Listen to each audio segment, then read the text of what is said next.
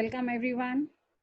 Good evening and thank you for coming on time. It's lovely to see you guys all over again. Some of you have been with us over the few webinars that we've been doing, and all the new people, all the new members, welcome. This webinar is basically talking about Soundsory. It is a multisensory program by Tomatis, the founders of Tomatis, and we have Cara Tavulacci here with us today. Who's the representative of Tomatis, and she's an occupational therapist herself and an SI therapist. She has over 16 years of experience, but I will let her introduce herself because I'm sure she does a better job than me. So over to you, Cara. Please take it forward. Okay, great. Let me just make sure sorry. 2 seconds, technical. Okay, just making sure everybody can see my screen. Yes, the PowerPoint? Yes, people can say yes on the chat or raise hand. Perfect. So again, welcome everybody. I'm super excited to be here. I'm gonna try and share as much information as I can about the program Soundsory. I know these days the world is quite different right now, so time is precious. So I appreciate you all taking the time to listen to my talk. What we're going to talk about today, I'm going to give you, most importantly, the information about Soundsory. And for those of you who have never heard about this program, it's basically a 40-day music and movement program that consists of wearing a set of headsets and participating, if possible, in a complementary exercise program. I'm going to tell you about the parameters of the program, explain the exercises, try and give you some tips and tricks for those children who struggle to put headsets on and keep headphones on. I'm going to give you some case studies of clients that I have worked with. And before we get to all that, I'm going to explain kind of where I'm coming from and, you know, kind of talk about all the basics about our clients and our kids that we work with. And as Jasmeet said, I'm a pediatric occupational therapist. So most of my examples are gonna be kid-oriented. I'm from New York originally. I'm currently living in France, and I work with children of all ages from as young as 2 to early 20s. I even have a 31-year-old right now on my caseload. These clients, these individuals all have different diagnoses, children with physical difficulties, children on the autism spectrum, children with sensory processing, motor difficulties. And I use, you know, various techniques within my sessions. I use sensory integration, floor time, reflex work, visual vestibular work, and I do a lot of work with auditory programs. And just a quick little history of my introduction to auditory interventions. When I was in occupational therapy school, I was first introduced to a center that was providing the Tomatis method back in 2001. And I was working in the center, and I would see these children that would put these headsets on, they would engage in activities and make all these great changes. So I graduated from OT school. I worked in a typical sensory integration clinic. They were doing therapeutic listening there. So I saw, you know, how important sound was based on my past. But what I observed is I didn't see the same changes that I saw when I was working with the Tomatis method. So back in 2005, I got reintroduced to the Tomatis method. I became a consultant in 2006. And I did take trainings in the other listening therapies that are out there on the market right now.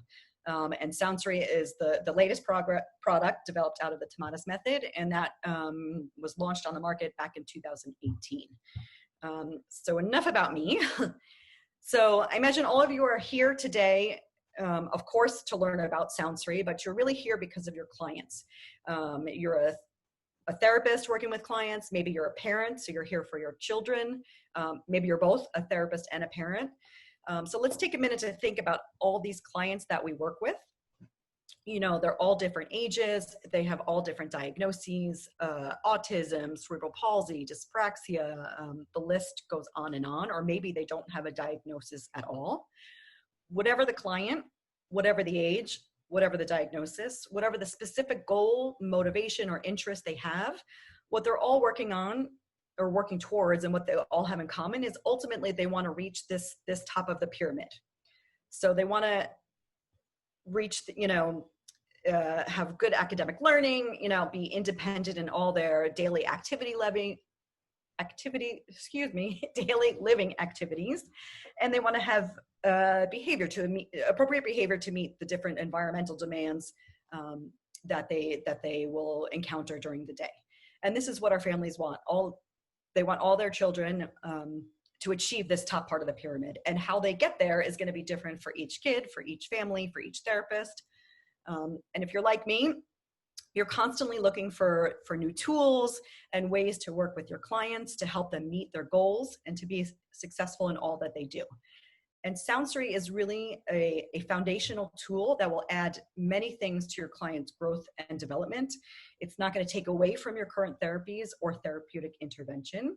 It's only going to add to it. And we'll talk more about Soundsory in just a moment. We are all working in different ways to help our families meet that top of the learning pyramid. I'm not going to go into detail about all these areas, but I just want to mention them as they are also areas that can really change with the Soundsory program. As an OT, I work with sensory processing, with a lot with sensory processing. For example, a child that maybe has a fear of moving, is never going to learn to ride a bike if he's afraid to lift his feet off the ground. So I work on improving his tolerance to movement using a variety of techniques, one of them being the Soundsory program. All of us are working on social communication in one way or another, even if we're not a speech therapist. In my sessions, we're taking turns, we're facilitating eye contact, we're engaging in activities appropriately, requesting games and activities. So I think everybody as a therapist, you're in some way or some form are working on social communication. As an OT, I use the floor time approach. So I'm really working on helping families facilitate this area through play, affect and sensory motor activities. And Soundsory is also a tool that has an impact on language in this area. And I'll explain that more in a bit with some of my case examples that I have worked with. Many of us are also working one way or another on motor skills. This is an important area to keep in mind because Soundsory is a music and movement program. And two, because it really will help you identify kind of which clients may benefit from this program. When we think of motor skills, we think of, the full body, gross motor, standing, jumping, eye-hand coordination, ball skills, throwing, catching. We then move on to fine motor skills. So children who are performing academic skills, so writing, coloring, if they're young children, scribbling, coloring, those pre-writing skills. Self-care skills, so zippers, fine motors. I think most of this is probably review for everybody. We have visual motor skills, eye-hand coordination, oral motor skills, ocular motor skills. I'm sure I could go on and on about this, but this gives you just a reminder about how much motor is involved in our daily lives. And I'm going to talk a bit now about how important it is to move, particularly because, as I said earlier, Soundsory is a music and movement program. We all know how important it is to move. We know that leading more sedentary lives is not healthy for you. And for those of you who have been confined and moving less during your day lately, what have you noticed? Maybe a bit of extra weight creeping on, maybe feeling a bit more lethargic. We are less productive when we don't move. It impacts our focus, our attention. Think about the last all-day training you took. You are sitting there for the first hour and a half of listening. And after, that first hour and a half, you are looking so forward to that first coffee break. As soon as that first coffee break comes around, you jump up, you walk around, you walk outside, maybe you grab a coffee, get a little energy boost, and that really helps refocus your attention back to the task at hand. And in schools, teachers are always trying to find innovative ways to provide movement breaks within the classroom, to help their students refocus. And moving, we know, affects our mood. When people are depressed, we know the first thing that they recommend is to move, and vice versa. When people are feeling depressed, they're not really moving, they're not as active. So moving really affects, or lack of moving really affects our energy levels. And we read studies that show that kids who are more active are better focused and attentive, processing things faster. They have better memory skills than kids who sit for longer periods of time. And as I said, what do many teachers do in their classroom? They really are trying to provide movement breaks to help refocus and reorganize their students. And we know that keeping the body active promotes mental clarity, it increases blood flow to the brain, it is vital to both learning and physical health. And I'm kind of focusing on moving because that's really a key factor in the Soundsory program. And as I said earlier, we know that the body contributes so much to our daily lives, more than just physical attributes like strength and endurance. It really plays a big role in our emotions, our learning, our thinking. If you're an exerciser, think about that last time you had a really physical, hard, challenging workout. You really feel energized afterwards. You feel ready to go, ready to move. So let's get into the heart of why you guys are here. So let's talk about Soundsory, what it is and how it can help our clients so that they can be successful and independent in their daily lives and all that they do. So Soundsory really is a foundational tool. It's an auditory movement program that works on predominantly motor skills through the use of sound and exercises. So the first thing, it's super easy to use. You can see the headsets that are pictured here. Everything is programmed onto the headsets. Each day of listening lasts less than 30 minutes. You don't have to be plugged into anything. The only time you need to be plugged in is when you have to charge the headsets. It comes with suggested exercises that you can use with your families. However, I've worked with the program with many children who lack the imitation skills to copy and follow along with the exercises, and that's okay. They didn't lose the impact and the benefit of the program. They really still continue to make changes, and I will talk about them in my case examples. And this program, it's not designed to replace your therapies. It's only help support clients. It will help support your intervention and your goals for your clients. Another neat thing about the headsets is that it can also be used as a Bluetooth set of headphones. So if you have other children or other family members, you can switch it into Bluetooth mode, and the therapeutic portion of the program turns off, and you can pair it with an iPad, an iPhone. A child can watch their own videos on it or listen to their own music on it as well. So that's kind of a neat extra little bonus. So let's take a look at where Soundsory works.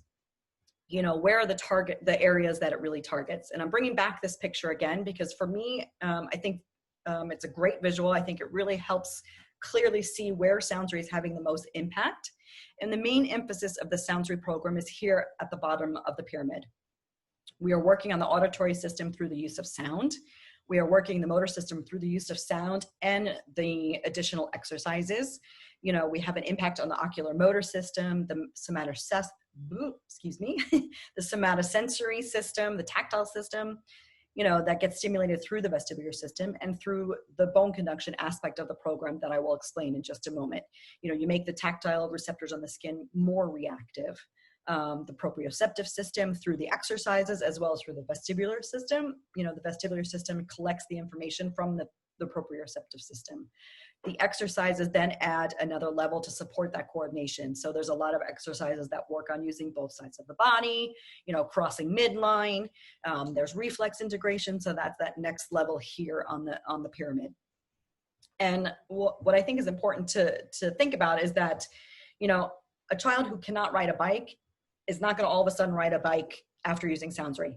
Yes, that's possible, but what is really going to happen is that those foundational skills are going to really be pulled together. So if your child was afraid to move, they're going to be less fearful of movement, more willing to try practicing riding the bike. They're going to have better awareness of where they are in space. They're going to be better able to use their eyes together to navigate where they're going, to look up, to be able to look up and know where their body is at the same time. So those are those foundational skills. So let's just now take a little anatomy review. Because Soundsory is an auditory program and it is a movement program, I think we need to kind of review the ear for just a minute. So some of you may know already, but the ear has three parts. So we have the outer, the middle, and the inner ear. And as you can see from this picture, the whole ear is interconnected and the different parts interact with each other.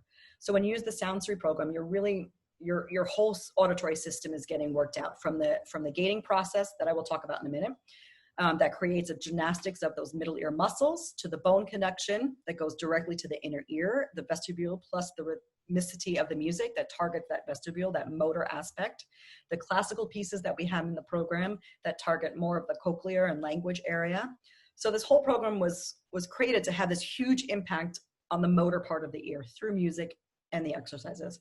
But as you can see, the ear is interconnected. So the program also has an impact on the cochlea and the language area. And I have a great case example that will help demonstrate this. And the exercise program, as I said, it really helps to continue to develop and improve and practice and reinforce those motor skills. But you as the therapist, especially if you have a child that cannot follow along to the exercises, you're gonna do what works for that child.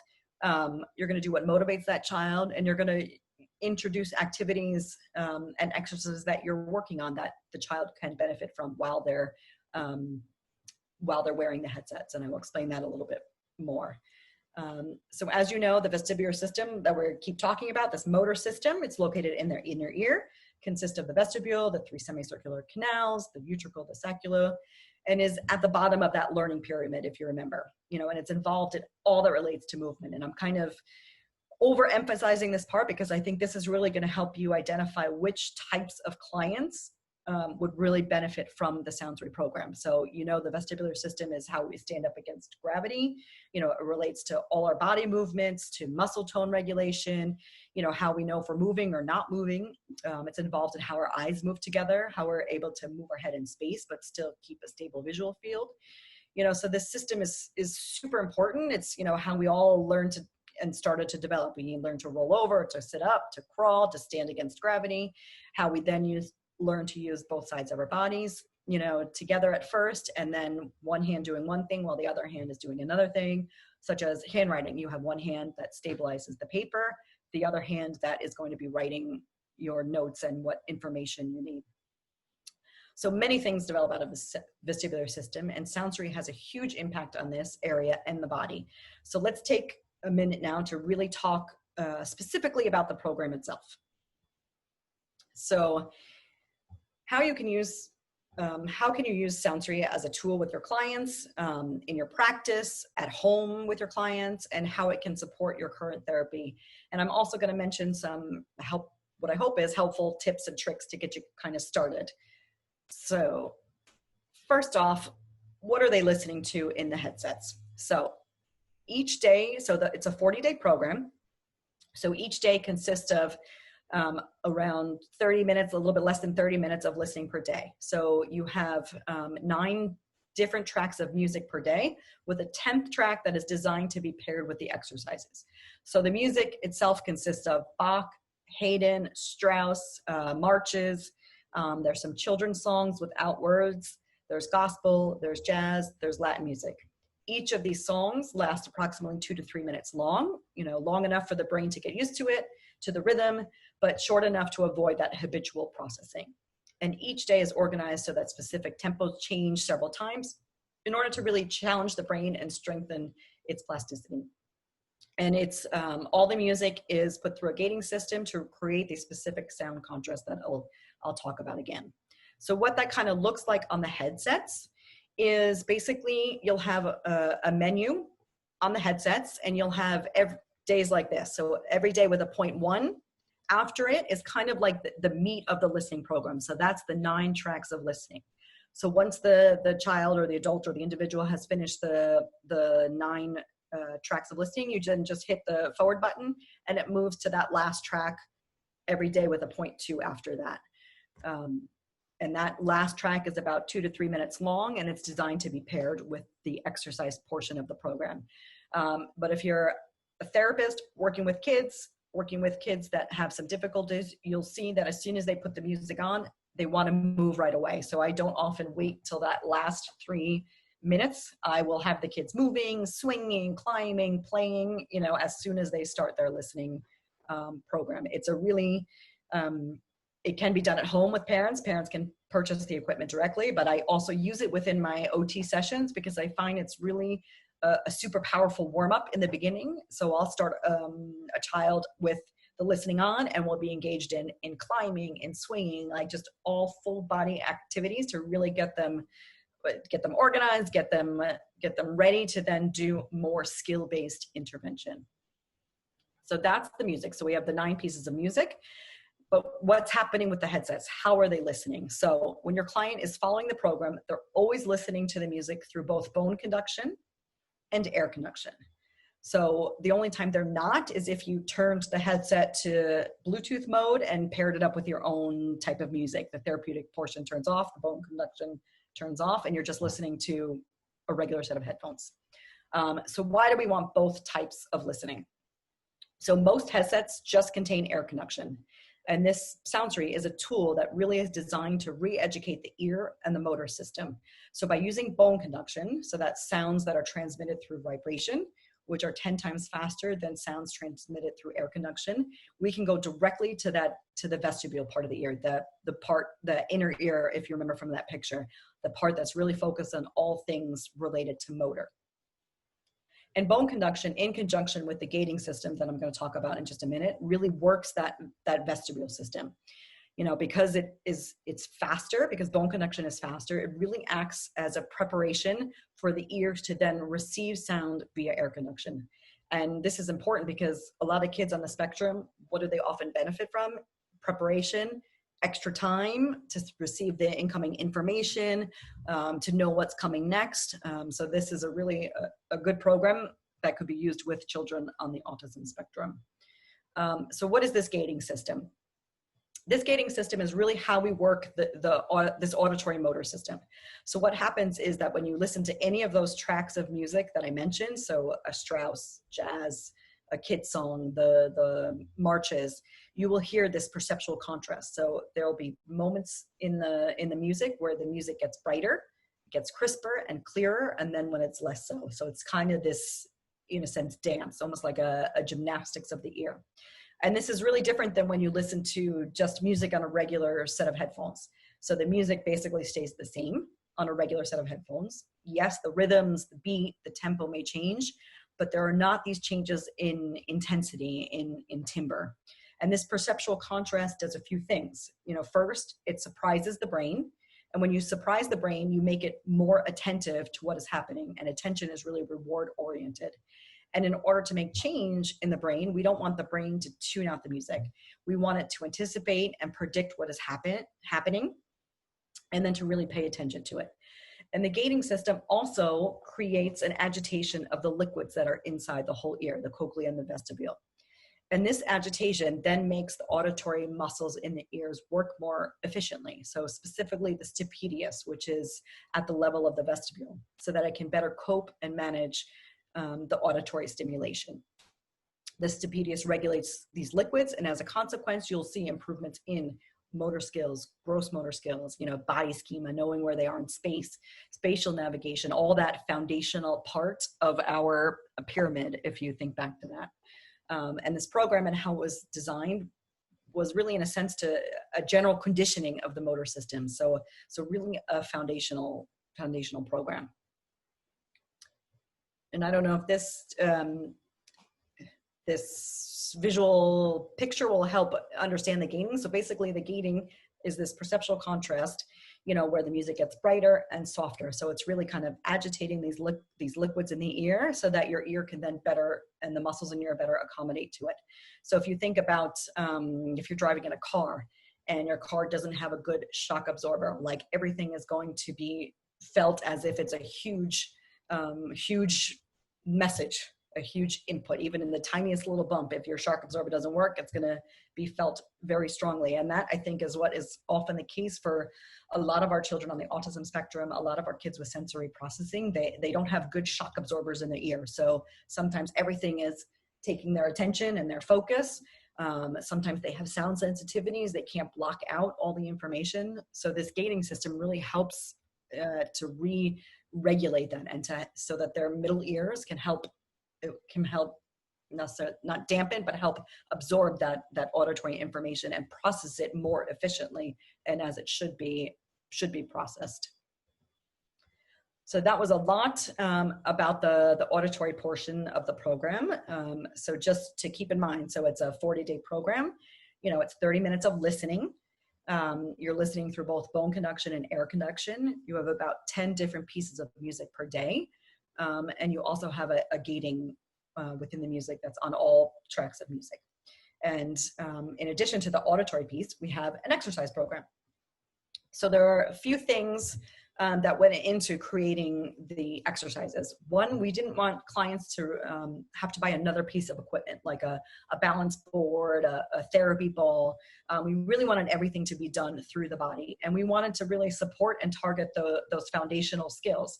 So there are reflex integration exercises, there's jumping exercises, there's heavy work, proprioceptive exercises, vestibular exercises, reaching up, reaching down. There's left, right, crossing midline exercises. So there's a whole variety of different exercises. And we do provide a structured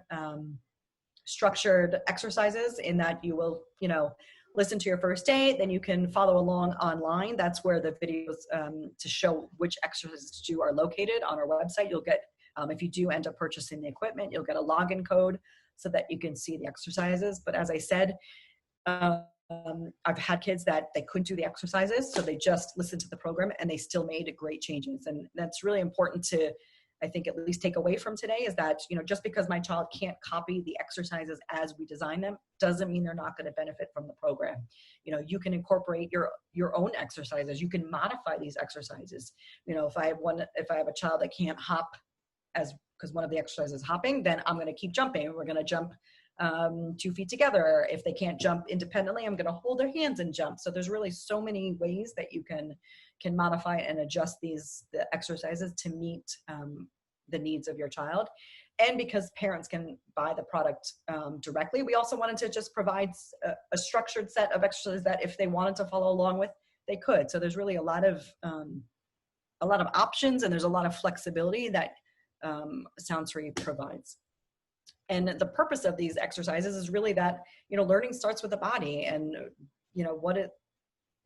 most parents want. They want their kids to be able to learn in school, navigate their classroom environment, play on the playground equipment, learn, attend, and basically have, motor systems and as functional as they should be, so that they're more available for learning and to be more successful in learning and in school. Although that top part of the pyramid that parents and therapists want for their children. So this, I'm not going to go through all the exercises. I'm going to give you kind of a couple of sample days. As I said, all these exercises can be found online. Once you purchase the Soundsory, you'll get a login code and you can follow along with them. And these exercises are all paired with that 0.2 track. So you'll listen to the first chunk of the music, which is about 25 to 26 minutes long.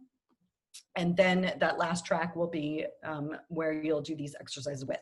So we have body rubs. I'm going to try to demonstrate. So basically it's where you're going to rub everywhere on one limb, the other arm. I'm sorry, you can't really see me. You're going to do the left leg, the right leg. So you're getting, crossing midline. You're getting vestibular input because you have to bend down if you're standing up, or you could do it sitting down.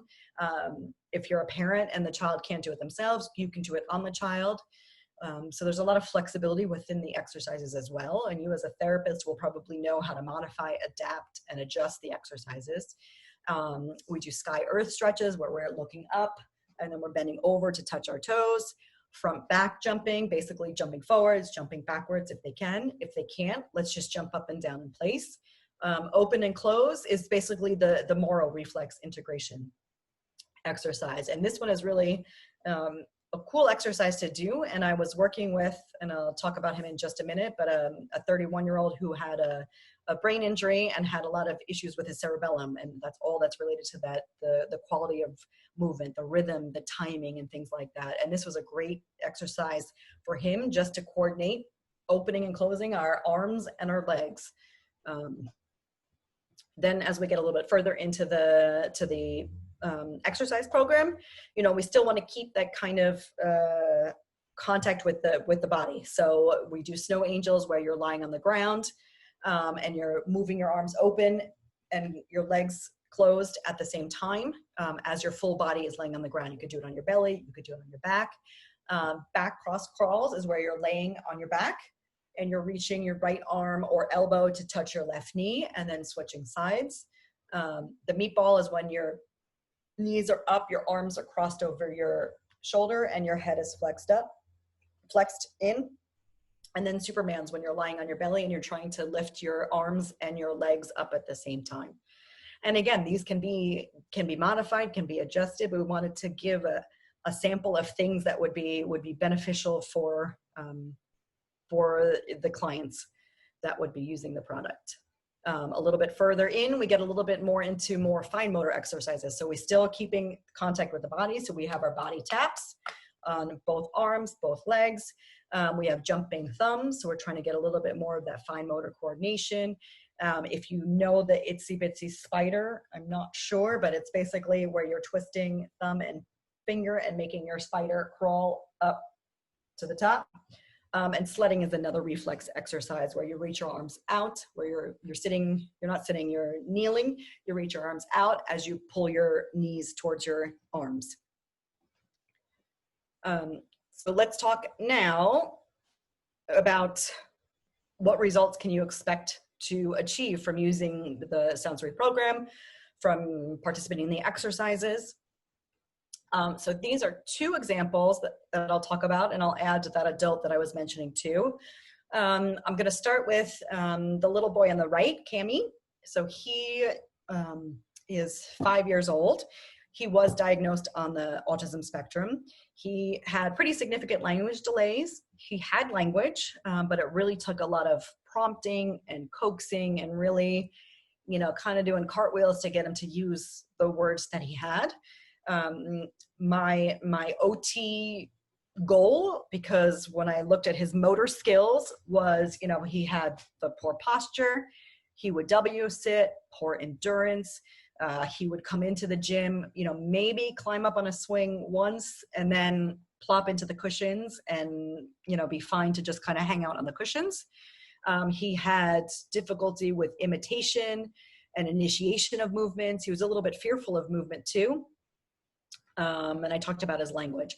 So he started the Soundsory in the gym with me. The woman in the picture right here is his one-to-one aide that worked with him at school, a little bit at home. And he did the first 2 days in the gym. And then she was responsible for making sure that he wore the headsets.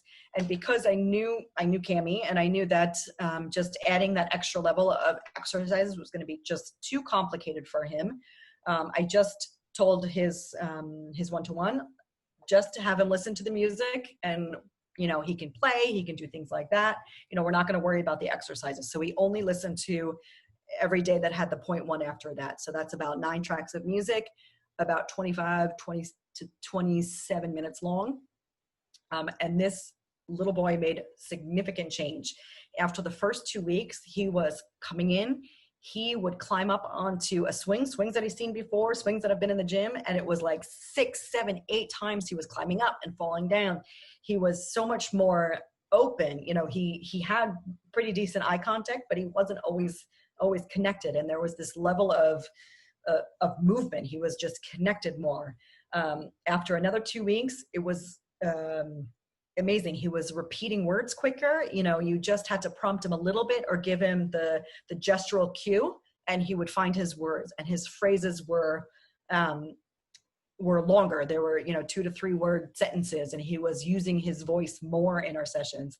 And that wasn't my goal with Soundsory. My goal was all the motor piece, for him to be engaged in activity, for him to climb up on activities, for him to be more present in the interaction with me. But if you think back to that anatomy picture, the ear is all interconnected. So we also are having an impact on that language area.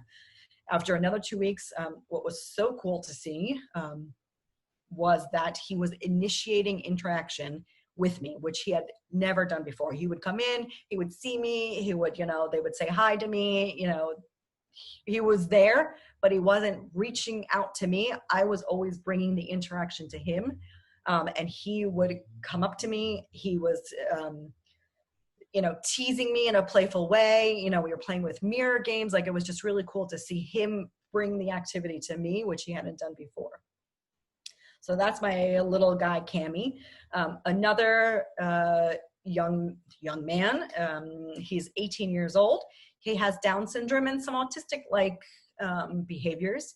He is, low muscle tone, poor endurance, also fearful of movement. If you can see in the picture, those kind of pillows and cushions behind him, he was super happy to just come in, plop down on those cushions and never move again. Most of our early therapy sessions were, we would have to lift him to stand up and then help him to participate in a movement activity. He is nonverbal. He was working on using a communication device. And he did the listening at home with his family. He just recently finished another round during the confinement. His mom would have him listen. And again, his imitation skills, he couldn't follow along with the exercises. So they just did the first portion of the program where they just listened to that 25 to 27 minutes of listening. And he made huge gains. This young boy now, if you see that swing picture, was him climbing up independently, which he had never done before. And that was so great to see. So he was now moving on his own. He would come in, maybe he would flop on the cushion, but then he would get up, kind of walk around the gym, wasn't always focused on anything, but he was moving more in between the equipment in the gym. Whereas before it was, us lifting him, come on, Inya, stand up. We're going to go try this swing, keep going. So he really just started to move and he wasn't fearful anymore. He was navigating stairs easier. Before it was like he had to hold on to the railing. He had to hold on to whoever was with him, whether it was his sisters or a caregiver. So he was really more fearful of movement. And now he was much more confident, much more secure in his body, which was really nice to see. I don't have him pictured here because he didn't want his picture, but I worked with a 31-year-old who had a heart attack. So he lost some oxygen and brain function. And the most impacted area was the cerebellum area. So he had a lot of coordination difficulties. So just doing a jumping jack in a smooth, coordinated manner was super difficult for him. He would be 1, 1, 1, 1. So he couldn't hold that rhythm, couldn't hold that timing. And after probably the first half of the program, he was holding the rhythm more. So we would do a jumping jack and he was able to maintain that jumping jack 6, 7, 8 times before he would lose that rhythm. His motor planning and praxis, he was able to come to and from the office independently. So he was functioning, but figuring out new activities often required, a couple of repetitions, a couple of practices before he got it. And now I was able to just show him once or give him the verbal direction. And he was easily picking up the exercise and holding the rhythm of the exercises much more efficiently. He was, I think I said 31 years old. So there's, so every client is different, each grows and changes at their own pace. But if you think about that foundational part of the pyramid, that's really, where we kind of get into. And that's what we see. We see changes in, tolerating vestibular input, less fearful of movement if they were afraid before, better posture, holding themselves up against gravity better. Their coordination improves, their rhythm, their timing. Their eye contact can improve too. Language improves. It's not a language program, but I've seen, as I said with my little example, Cammy, he was using his voice more. He was finding his words more. It didn't take him a long time or a lot of prompts to get him to use his language. So there's, much more, so many different areas that can change following the program. So now let's talk about some tips and tricks that'll hopefully help you and get you guys started. So the first question that always comes up is, how am I going to get the kids to wear the headset? So everything is included in the headsets. And if you have a tricky kid who doesn't necessarily like things on the head, the first few days probably realistically are going to be a little bit tricky. So if you have an older kid who doesn't mind headsets, you can use a calendar, a visual schedule, visual timers, reinforcers. If they have a favorite activity or favorite game, you know, once you finish your listening, then we can do that activity. What was I going to say? If the parents are using the program at home, some good old-fashioned bribery never hurts. Maybe an extra dessert after their first week of listening, or maybe they get a, you know, a little Lego toy or something at the end of their listening program. That's also an option. But for those really tricky kids that don't like to wear headsets, for example, my friend Cami here that I just talked about, he did not like headsets. He did not like headphones. He did not want me to put them on. What was really motivating for him, was this little video that he liked to watch, which was Pierre Lapin in French, but it was a Peter Rabbit video. So what we did in our session with his aide was we would put the video on, pop the headphones on, and then as soon as he went to flip them off, we would shut the video off. So the first day was a lot of video on, headphones on, flip, turn them off, repeating that same scenario. And of course, our goal is not to keep him on the video. We don't want him to be watching videos while he's doing the listening, but that sometimes can be a helpful tool to use, especially for those kids that are super sensitive to putting something on their head or a little bit nervous about something new. So we did that the first day. The second day was a little bit less often of the flipping. So we would put the video on, he would wear it for a little bit longer before he would flip. And when he was, you know, watching the video, we're also proposing different activities, different toys. And really the first 2 days for him was very much free play and just distracting. We're using bubbles, we're using, he liked animals. So I don't know if you can see in that picture, but there's like a little box of tiny little animal toys. So we're really, you know, doing cartwheels just to kind of keep him distracted so that he knows that it's okay, it's fun, the listening is, you know, I can still move around, I don't have to be stuck anywhere. And by the third day, he was off and running, and his aide had no issues with him listening at home or anything like that. Having worked with a variety of different kids and different children, sometimes it's super easy to get the headsets on, and sometimes you're going to do this, you know, you're going to be sweating at the end of the session because you're taking out every toy you have in the gym just to kind of distract them and keep them from flipping the headphones. A key thing that I found through the years that has helped, Soundsory does come with a headband. Sometimes it's just enough for the child to keep the headset on. And, you know, as soon as I put the headband on, then everything comes flying off. So I'll just leave the headband off. And if it falls off during our session, I just quickly put the headsets back on. If you, sometimes this one is a bit firm, is a bit tight. So you can get, I don't know, this is kind of hard to see, but from any, at least here, like any store that sells the you know, they're like sweatbands, girl headbands. They're a little bit softer, they're a little bit looser, and sometimes that's easier for the child to hold. I have a smaller one here somewhere.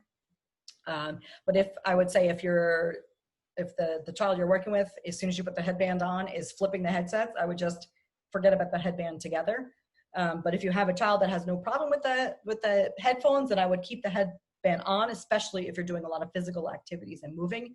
It's just going to help keep the headphones in place and keep them from slipping and falling off. So things that you shouldn't do while the child is listening is you don't want to be watching TV, you don't want to be on cell phones, on computers, you don't want to have a lot of other noise in the background, you don't want to be continuously eating or chewing or anything like that. And again, there are some modifications to these rules. I usually stick to these guidelines. However, with my little example, Cami, you know, we did use a phone, but our ultimate goal is by, you know, hopefully by the third day that there's no videos and no screens within our session, and that he's okay to use the headsets by himself. So if you know, you guys as therapists, as parents, know your child the best. So if you know that, you know, watching a clip without the sound on, we didn't put the sound on for Cami, will help him just accept the headsets for the first few days, then I would say go ahead and use it with the goal that you're eventually going to take away that video piece. There's so many things you can do. You can, as we said, follow along with the exercises portion of the program. You can do your own exercises. You can do, yoga, dance, playing, crawling, anything that's going to move the body is really going to support the program. You can color, you can draw, you want the, you want the listening session to be fun. You don't want it to be stressful. You don't want the child to be crying. You want to try and make it as motivating and fun and playful as you can. And you can just listen. There's, I have a few clients that are what I would say a little bit more sensitive to auditory input. So as soon as you put the headsets on, it's like everything stops and they are just kind of sitting, listening. You can kind of see that listening posture. And that's okay. The music is working. And they can be sitting and listening, but they don't have to be actively sitting and listening to the headsets. The program is working, even if they're not giving their attention to that piece. So just a few things, Soundsory is super easy to use. Everything is included in the headsets. The menu button, all the music is in there, the volume button. I am going to just mention that when you're listening, when you turn the program on or off, the volume is always reset to a volume of 10.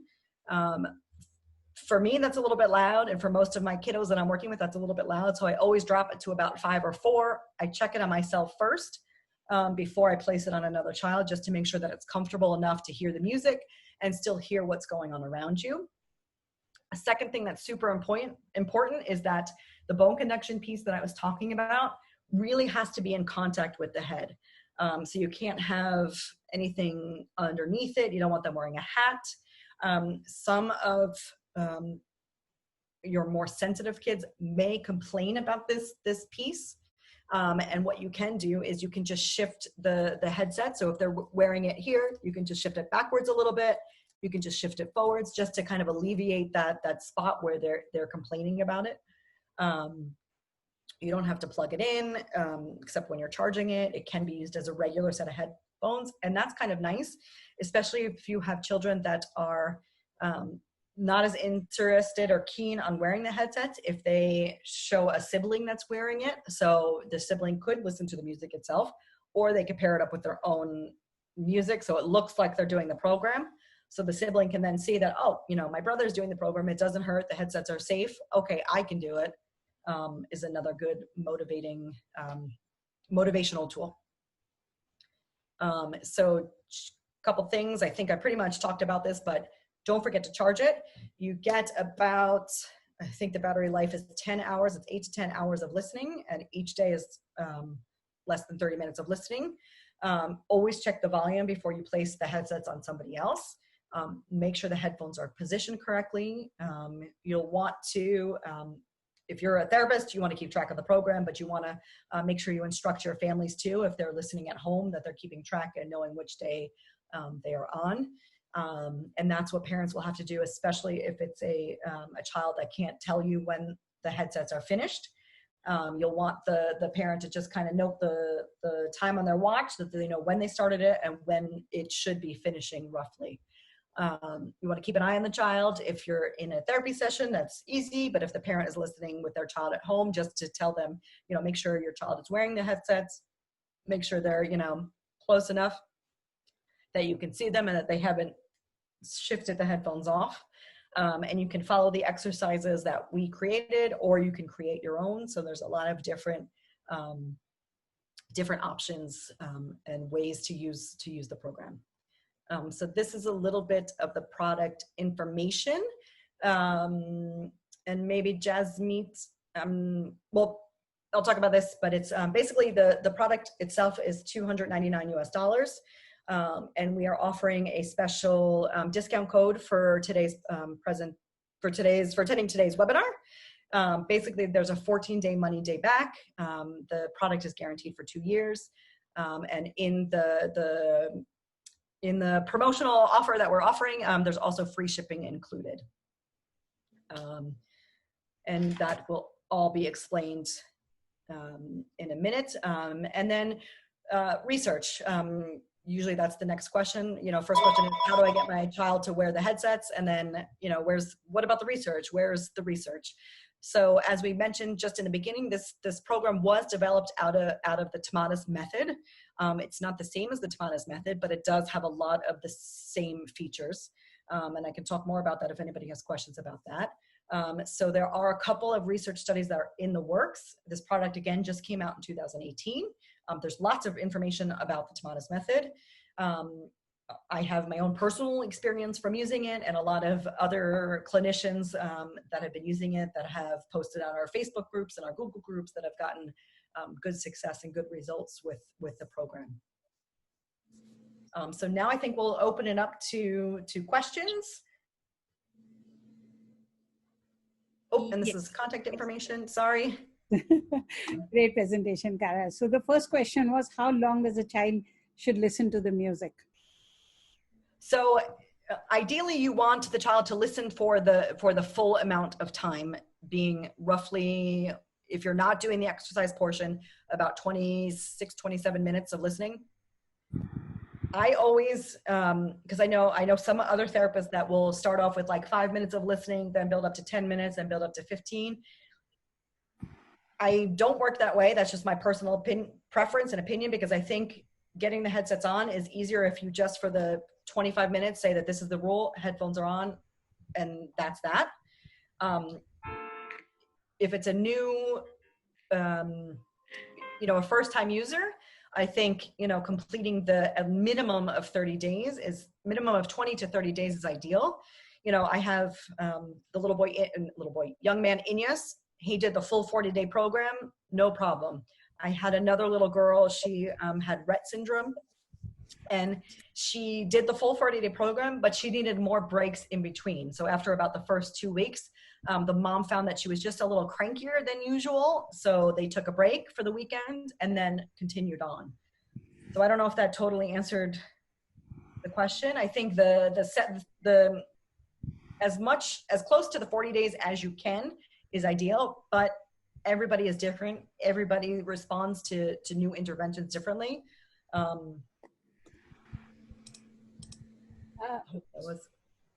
Yeah, I got it, Kara, what you mean. Okay. So what is the earliest age that we can try this headset on? How young can the child be? 2, as young as 2, as long as the fontanelles in the head are closed. By that age, everybody is closed. You might have a little bit more struggles with keeping the headsets on with the younger child, but it's safe enough to be used with a child at that age. And I would then also give more breaks. So personally, I would probably do 2 weeks on with a 2-year-old, and then take a couple days off, maybe a week off, and then do another 2 weeks. And once we finish the 40 days, do we continue the program? Do we restart the program? You will continue the program, but what you want to really allow for is at least a month break in between, because you really want to allow the program to integrate, allow them to kind of use their new bodies in a sense out in the world. And you don't want to risk the point of overstimulating them, where they're just disorganized, there's too much information, they had enough, and that's it. So I always allow for at least a month break in between sessions. The young man that I talked about who was 18, Inyas, the Down syndrome boy, before the confinement, he was doing on a 2-week kind of maintenance. So he did the first program 40 days, and then he took a month break. And then what I had worked out with the mom was I think he should just do 2 weeks on, 3 to 4 weeks off, 2 weeks on, just to keep that whole auditory and motor system going and working. And because he was an individual that had not gotten all the appropriate services. So there was a lot more work to work on, a lot more skills and goals to be achieved. So does this work only for children with special needs, or is it a program that would go with regular children as well? It can be a product for a program for regular children as well. I think what tends to happen is that families with children with special needs and difficulties are looking for other things, whereas a typical child might not be looking for a program like this. They might be looking for like a sports group or an after-school activity. But yeah, I mean, definitely. Or, even for some of those children that are kind of falling through the cracks at school. You know, they're functioning at school, but they're not functioning as they could. You know, I'm sure, I mean, not every child has this, but I'm sure there's probably reflexes that aren't integrated. I'm sure there's probably underlying stuff that Soundsory could definitely help benefit them. Are there any studies of any kind of contrary reports that have been recorded with the children using this program? What kind of studies? Is there any parent who have tried this and have had any contrary report in terms of it not working for the child, or had the child having regressed after using this therapy? I'm sure there are. The little girl that had Rett syndrome, she, after the first 2 weeks, the mom was calling me and telling me, you know, she's a little disorganized, she's a little crankier, she didn't sleep well last night. So I told the mom to just take a break. You know, I think she was getting a little bit overwhelmed. It was a lot of input for her. So the mom took a break, and then she was more tuned in to anytime she saw that happening again, she would take a break. But I think, yes, any program, any new stimulation that you provide, you definitely can run the risk of overstimulating the individual that's completing the program. If you have the opportunity to use it in your sessions, you can see what's happening with the child and provide some supportive sensory motor strategies to help them manage the new information. So if a therapist buys this program, does he needs to get certified to use it, or would he empower himself with the knowledge? No, he can follow it himself. There's no real training that is needed for this program. Of course, if you want to take, you know, I know we have some online Tamana's courses and trainings like that talk more specifically about the methodology and things like that. That's always an option. But the product really was designed to be able to be purchased by the end user. And there's tons of information online. If you look at our website, you'll see more specific details of getting which they call the dynamic filter, the bone conduction, the air conduction. There's not a certification training program for it. Does this work for a child with seizure history, a 14-year-old child? I just tend to be a little bit more nervous with children that have seizures. Are providing a lot of stimulation, a lot of energy to the brain. So in that particular case, I would maybe not listen for the full amount of time. I would make sure that the doctor who the child is seeing is aware that they're trying this new program, and to make sure that the seizures aren't triggered by any auditory information or auditory input. Kara, are you familiar with the SSP? Safe and Sound Protocol by ILS. Yes. How would you compare this program to their program or any other listening program? I think, I don't know exactly about the Safe and Sound Protocol, but my understanding was it's more like calming, I think, and relaxing. I haven't used that program myself. And Soundsory, I think, would be the opposite of that, because we're trying to get the kids to move, to be more active. But there is also this emotional regulation that happens too when kids are going through the program, because if you think about it, you know, your body is your regulator. So, you know, when you're feeling upset or, you know, anxious, like a hug from somebody really helps, you know, feel calmer. So this is really, you know, targeting the body and helping the body not be so fearful of movement or be better tuned into what's happening around them. And how it compares to other listening programs. I know therapeutic listening is similar to the length of time. I believe it's 30 minutes. Sometimes it's twice a day, once a day, depending on the schedule, on the kid. That program does not have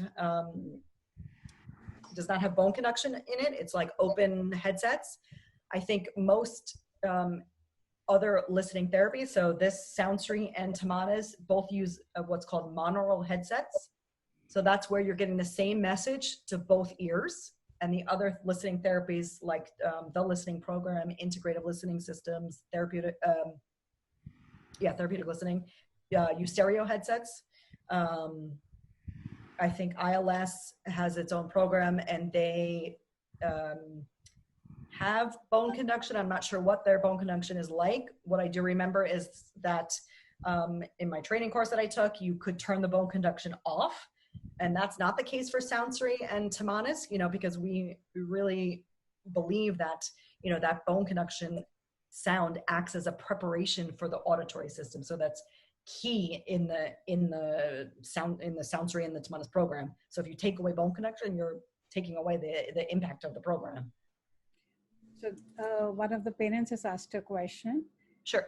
Will it assist someone to meet its milestones when a kid was somehow developing, but due to extreme intervention and lack of motivation, the kid left interest in that? My son at the age of 4 started having interest in scribbling, but suddenly lost interest and now hates to write. Yeah. Well, if we think about that from that bottom portion of the pyramid, so again, I don't know all the specifics of the difficulties with your son, but we're working on the body. So we're working on the vestibular system, being able to sit up in our chair. We're having an impact on the ocular motor system. So if he is struggling to use his eyes together, then looking down at his paper and coloring is going to be a little bit tricky for him. Knowing where your body is in space, knowing, stimulating the tactile system, the proprioceptive system, so you know how hard to hold a pencil and crayon and things like that. So I think Soundsory could definitely have an impact on that. And I think you could start with that as a foundational tool, not, at least I don't know all the ins and outs of this particular client, but this particular child, but what I would do was, okay, we're going to do the Soundsory program. We're not going to do kind of any coloring because he seems to be avoiding it. And it seems like he's, not liking it right now. So we're going to do all kind of foundational work. We're going to do crossing midline. We're going to do reaching up games, turning our head, all different kind of visual motor activities without the actual writing. And then maybe at the end of the listening, we would do some writing and coloring, or we're going to try and pair it with super fun tactile activities that connect us to the body. So listening to our Soundsory, maybe playing with shaving cream and tracing lines down and lines across, so that we're starting to develop those skills, so that hopefully he will then like the idea of coloring and drawing and writing better. Can it be used for adults with mental health issues? Is there an upper limit for the age that we'll be using this program for? No, no, because I think one, I'll talk about adults in general. So I think, as we age, we're not as flexible, our balance is not as strong. So I think it could really be a great tool for adults, for the elderly, if they're starting to have some more, falls and things like that. Regarding the mental health field, that's not my area of expertise. I would say, why not with somebody who is depressed, who needs to move, who needs to get a little bit more energy, but I would make sure that they're being followed by a psychologist and working closely with that. With somebody that maybe has bipolar, I would be a little bit more hesitant, because you are giving them a boost of energy through that auditory movement system, that I would be a little bit more cautious. But that's, again, that's not my area of expertise. My go-to is kids and motor problems and things like that. But I can definitely, I can ask some of my colleagues and get more information on that particular population. How can we measure the outcome of the Soundsory approach? Because it stated that we combine this technique with other routine therapies. Yep. So what I would, a few things I do to watch and monitor and measure the progress from the program is video. That's the first thing. Like, I would take a video of the beginning, a video about a week in, choosing the same activity and seeing how the child is responding to that activity. And I think videos really help show a lot of things, and a lot of things that maybe you didn't think to look at the first time. I think if you are having a new child and you're using your own testing tools, so as an OT, I would be using my own, motor testing, evaluation tool, standardized testing, and then retesting after they finish the program. A lot of clinical observations. You can give the parent the sensory processing measure, so that they can track, before and after. But I think the key thing is the videos is always so helpful. to see. And that's often helpful too, especially when parents, at least I've had this sometimes where parents are like, well, I didn't see any change. And then when you go back and look through the videos, you're like, okay, well, look how he was interacting and behaving. Look at his eye contact. Look where he is now. Oh yeah, I forgot about that. I forgot he used to do that. Like, so I think videos are going to be your best tool, even if it's just a short little, 2 to 3 minute clip, day 1, day 7, day 21. How do we introduce this to a child with auditory hypersensitiveness? One, I would lower the volume. So as I said, don't forget the volume is always set back at 10. I usually put it at 5 or 4. You might even want to drop it down to 3. And I would use, especially for this type of kid, a lot of a visual timer so he knows when it's going to be finished, when it starts, when it's going to be finished. And I would try, at least for the beginning, is to really distract him, give him all his favorite fun toys, everything that he likes so that he can feel not as fearful. And I would probably provide, more physical body, heavy work activities while he's listening to help him feel more secure, more safe, and less anxious about having that auditory input. What support would be there if a parent or a professional buys this and does require has some questions? Was there a support system at Soundsory? There is definitely on the website. There's an online chat, but I'm always available, so I'm happy to share my contact information. I'm happy to talk through clients, to answer any questions like that. Caroline, my colleague, I don't think I mentioned her, but she is based out of Hong Kong. She's happy to answer questions too. And if she doesn't know the answer, she usually will come to me to find the information. Would it help in improving the gait, balance, speech in a child with Rett syndrome? The gait, balance, and speech, yes, because when you're thinking about the balance, the gait, that comes from your vestibular system, knowing where you are in space, knowing, if you're leaning to the left, leaning to the right. So I think it would definitely have an impact. And we also have an impact on that speech. If you remember the picture of the ear, our ear is all interconnected. So yes, Soundsory is targeting the motor part of the ear, so that balance, the gait, things like that.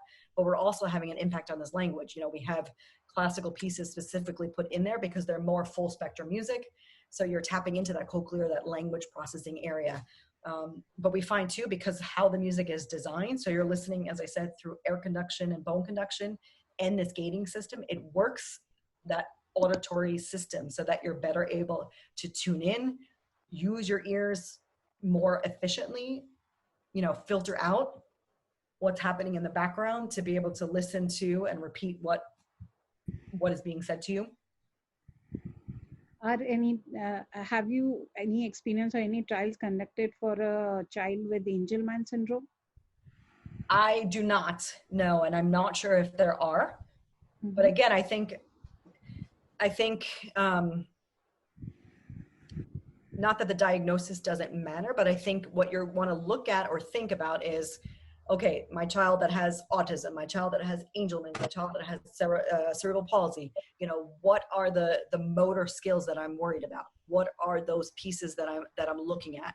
And then you'll see, okay, so they have, they can't sit up against gravity. They have poor balance in their gait. So that's how Soundsory is going to impact, or where Soundsory is going to impact. Correct. But I don't have a specific Angelman example, so I'm sorry. If a therapist buys this program, can she use it with other children? Yes. So I have one in my clinic. So what I would do is that's my warm-up tool.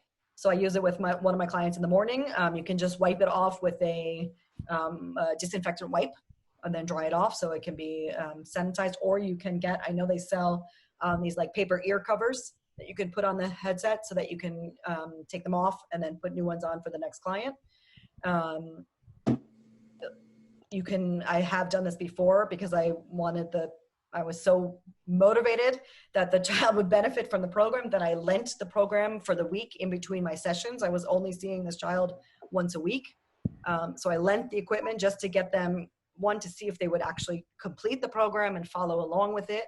And two, so that they would start to get glimmers of change and to see how easy it was to use. But once you do that, if you only have one piece of equipment, then you're out for a week without the Soundsory.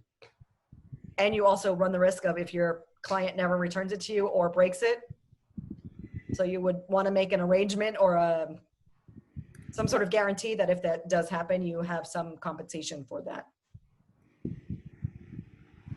Can it be used?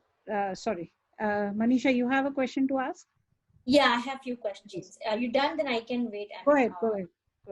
Okay. So, Gerard, first of all, thank you so much for this wonderful presentation.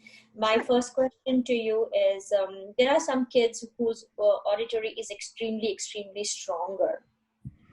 And how will the Soundsory program affect that auditory more stronger?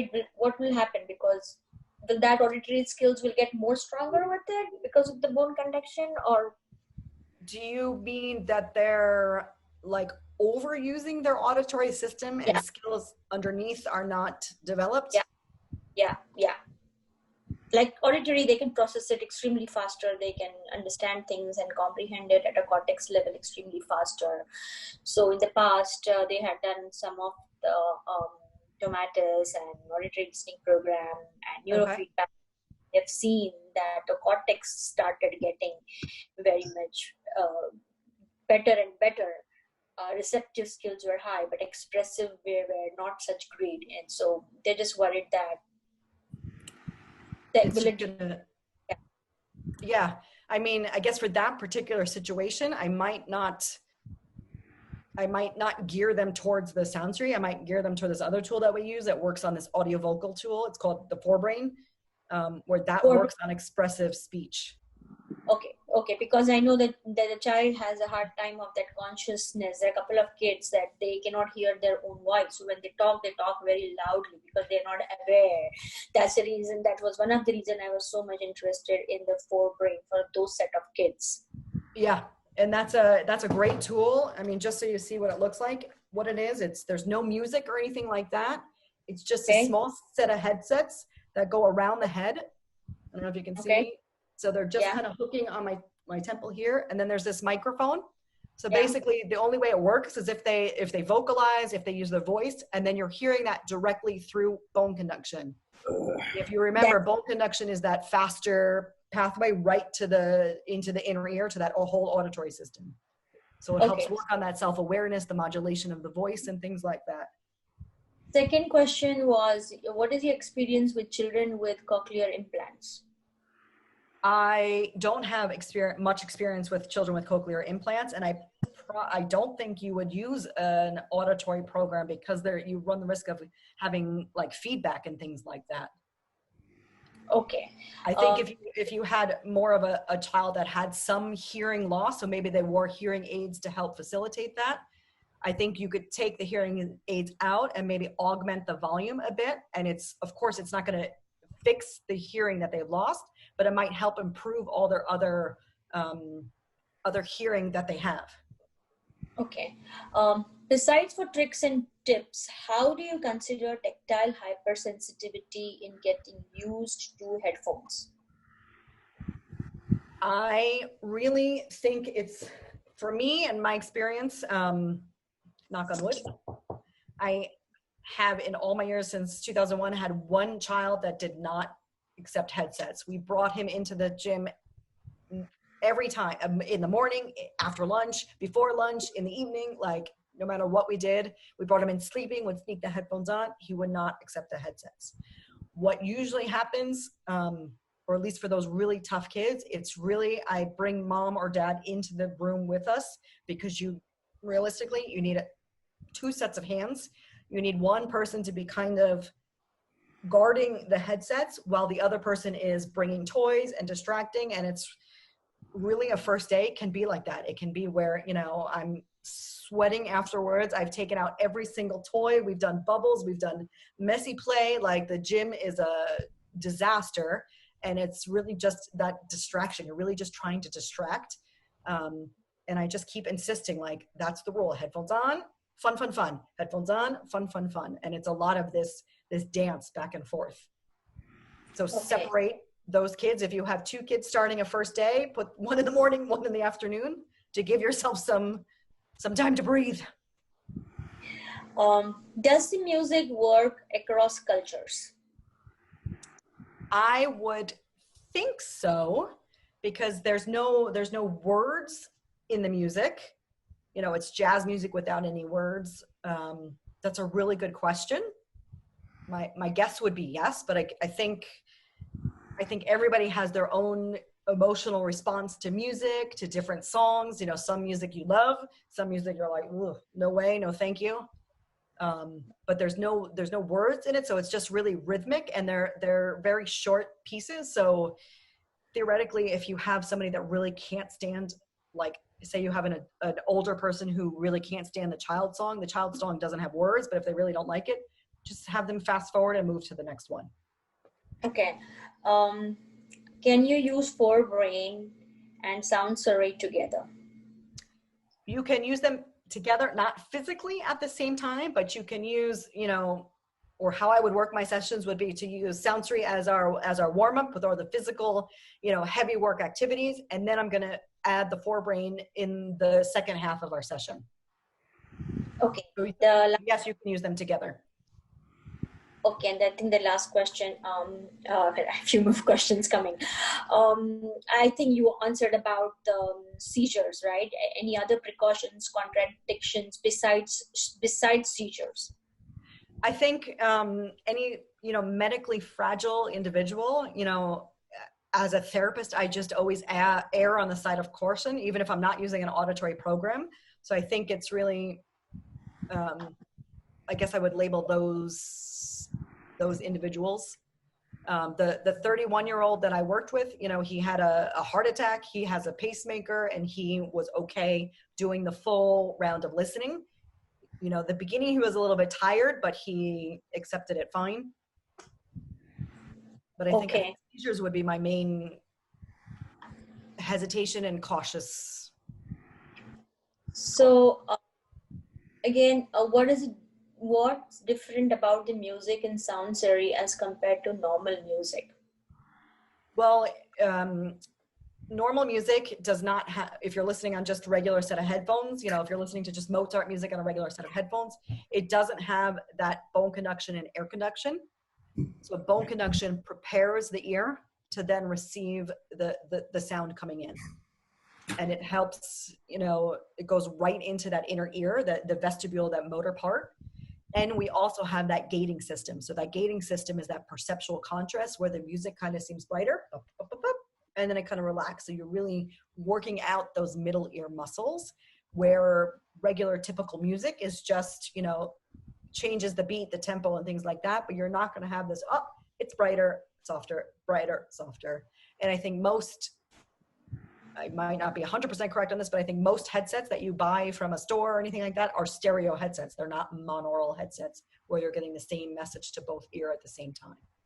Okay, and the last question is, will it help to calm an already hyperactive child? This is a good question. I would be maybe a little bit nervous on a child that had hyperactivity, because the music is dynamic. The music makes you want to move. You know, I guess I would have to know a little bit more specifically what's going on with that hyperactivity. Like, is he, you know, does he get more hyper the more skill demand that occurs? Like, is he avoiding things because it's too tricky for him? And maybe with this particular client, I might not do the full 25, you know, to 30 minutes. Maybe I'll start 10 minutes and just see how he responds. You know, but if he also has all those motor difficulties and issues, I think it could definitely benefit him. You know, so if he has difficulty with, you know, coordination and left-right things and things like that. So do you think that the music really makes a difference, or the bone conduction makes a difference? I think it's a combination of the bone conduction and the gating. They work together. You know, they're on each piece of the music. And the music was designed to be really more rhythmical. You know, if you think about a waltz, a piece of music that has that rhythm, 1, 2, 3, 1, 2, 3, you start to try, you know, you innately start to move along with it. So that's the focus of the music portion, was really to make you want to move. You know, the marches, you know, you're marching to battle, and it makes your body move. Okay. Yeah. These are the questions from my side. I'm sure enough they more will become. But for tell, I just want one minute. Sorry, almost done. I just want to tell everybody and Kara also that people who are interested for research, one of our board members have joined and listened to the webinar. So we will be talking about it. So parents interested in research for US, please connect to me directly, and we will be having a different conversation with the Soundsory team. To you, Jasmeet, thank you so much. So there's a question, Kara. Manisha has asked, Jasmeet, I'll just put it. So how well this program will help a hyperactive kid who is always on the go, no issues with the motor movements, but extreme sensory aversions to anything touching head, maybe caps and earphones, as its integral part to start the program. If a kid isn't wearing headphones, how can we help the child? If the kid isn't wearing headphones, of course, there's other strategies, there's other techniques that you can use to help work on those difficulties. I think for this particular example that you're giving, I think, as I said earlier, it's really that first day is really going to be about distractions, motivating, rewards, like whatever is going to really be so highly motivating that they're willing to accept it for, you know, a certain amount of time that you and the individual, the parent, agree upon. But I would also pair it with a lot of, you know, heavy work types of activities that aren't necessarily skill-based, but, you know, climbing and crashing down and climbing and crashing down again to help him feel a little bit more, theoretically help him feel a little bit more calmer in his body. Will it also help balance the sensory modulation balance, like tactile defensiveness? Yeah, because you're working that tactile system in a sense through the exercises if you follow along with that, but you're also, you know, because you're listening to sound through bone conduction, it's stimulating those receptors in the body. Though that vibrational piece is stimulating that tactile system. Yep. You know, I would pair that with you know, maybe a brushing protocol or something like that to really, you know, get the most out of it, or the most intensive, I guess. All right. Thank you. Over to you, Jasmeet. And one more about the dystonia patients. Do you think it can use with this dystonia patients? That's where there's the auditory defensiveness. Mm-hmm. They would have a lot of auditory defensiveness as well as startle reflex. Yeah, well, if you think about, you know, being, you know, auditory defensive, that stapedius reflex, the middle ear muscles are probably overworking. You know, they hear a sound and it's, what was that? What was that? So how the Soundsory program is designed through this gate system and the air conduction, bone conduction, and the music, you're helping regulate that motor system so that the ear muscles aren't firing when they shouldn't be firing. You're helping them be better regulated. Okay. So one question is, can the Soundsory system be used on an alternate day? If your child is coming 3 times in a week, can you do this program alternate days and do it for 40 sessions? So if they were coming to the clinic, they would do it like Monday, Wednesday, and Friday, and then the weekends off. Yeah. I haven't done it that way, but I don't see why not. They're getting they're getting 3 times a week. It's better than not doing it at all. And then you can, that would be a great research thing to see the benefits of 3 times a week versus every day of the week. Correct. And it also allows for more integration period too. So correct. I think it also, depends on the family, on the individual. I have my little Cami that I knew if I had said every other day, I wouldn't have gotten the compliance where I said, okay, we're just going to do 30 days. We're not even gonna do the 40 days. We're just gonna do 30 days every day. Here we go. And of course, a day or 2 got skipped here or there. That's just the reality of life. Things pop up, things happen. So if a child, let's say if you're doing with a child and he's finished 20 days and then he falls sick or they are not able to do it for a week, do they go back to the start of the program, or they begin from where they were paused? I would begin from where they were, because they already had those first 20 days relatively close to when the break was, that you want to keep it still novel. And if you remember back to my example with the 18-year-old young man with Down syndrome, we were doing 2 weeks on, 3 weeks off type of rotation. But what I would do is I would have the parents just pick a different day that they would start on. So for the first 2 weeks, they started on day 1 through day 14, and then they started on day 20 to whatever 14 days is after that. And just to mix it up and keep it new and different, Mhm. so that the brain doesn't habituate to the same, okay, I heard this day, that day, this day. If a child has deficiency, child has motor disorder, which is termed as infantile Parkinson's, would this program help that child? I have not worked with that particular thing, but he has like an ataxic gait and probably like kind of shaky. Sheila said, can you respond to that, please? So it was a question from one of the participants. I'll ask her to clarify, ask him to clarify. Yeah. I mean, I would say, why not try it? Let's see what happens, you know. Any studies or any case study where this has been used for a patient with dementia or Parkinson disease?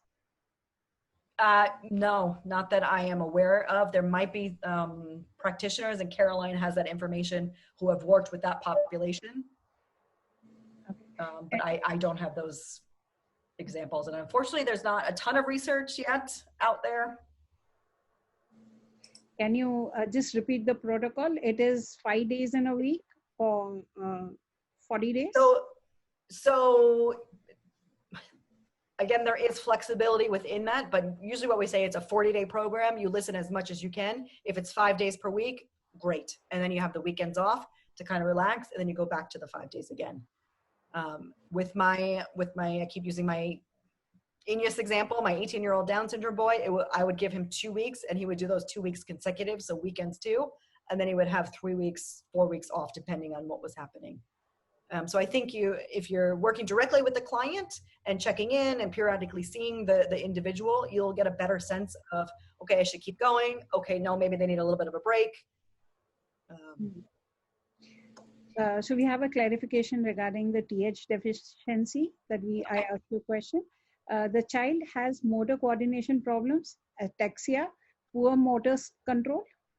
Okay. I mean, just from that motor aspect, absolutely. You're going to want to use Soundsory as the foundational tool to improve that vestibular system. And that vestibular system is the foundation for all these motor skills and things that develop out of that. I don't know the exact, because I haven't worked with this type of child, what the results will be, but I would imagine that he would make some nice changes with it. How would you as a parent assess if it's a time to take a break from the program? What signs should you look for?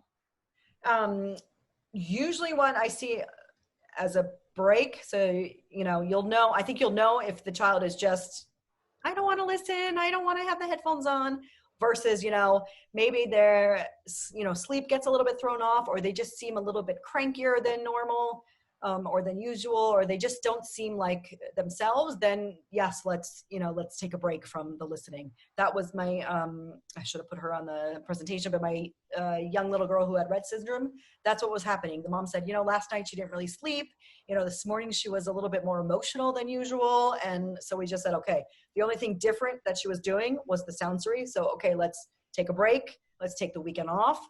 When she seems to have settled in, let's start again. So I would look for anything that's really significantly different than what's the child's usual behavior. Have we bombarded you with too many questions? No, that's okay. So the last one, I swear, okay. From my side, it's the last one. How does Soundsory specifically affect the vestibular system, and how different is it from therapeutic listening? Okay, so Soundsory impacts the vestibular system through the rhythmicity of the music, through that bone conduction. Bone conduction is faster than air conduction, so it goes right to the inner ear. Your inner ear is where the vestibular system is, the vestibule, the semicircular canals. And it's different than, plus the gating also helps, also has an impact on the vestibule because you're working those middle ear muscles, as I said, and the stapedius attaches onto that bottom part of the vestibule. So you're also having an impact that way as well. And it's different than therapeutic listening in the sense that therapeutic listening uses stereo headphones. They don't have bone conduction in their program, and bone conduction is really key, at least from our tomatis theory and learning and understanding, to prep the auditory system, to shake up those liquids so that the ear can then respond to that message and help dampen those liquids. I think therapeutic listening also uses more children's songs. They have like grape jams and raspberry jams, so it's very much more kid oriented. Soundsory, I think, is in a sense more universal. Yes, there is kids songs throughout, but they're not sing-songy. They're the rhythmicity piece of the children's songs. Plus the therapeutic listening, the short 15-minute program uses the binaural music as the program. So yep. It's a little different than the whole 30 minutes program. Yeah, and therapeutic listening is really designed to be used with a lot of the body too, like that postural work, that postural activation, breath work, and things like that. So I think that's all the questions that we have. Thank you everybody for being part of this presentation and part of the for the whole webinar series. We really enjoyed having you here. And Kara, a big thank you to you for all the efforts that you've taken and answered so many questions for us. Oh, thank you so much. I'm so happy to. And if you get more questions, please feel free to send them my way. I'm happy to help answer them. Thank you so much, Kara. So everyone, will be sending you guys the code for the discount. If you do not receive a mail from us, if you might please approach me or Manisha or Vinod. All our numbers are available. Get in touch with us and we'll try and help you. For a limited time, it gets over on 24th of let's take an advantage. Thank you everybody. Wish you a good night and be safe. Thank you. Thank you. Thank you. Thank you.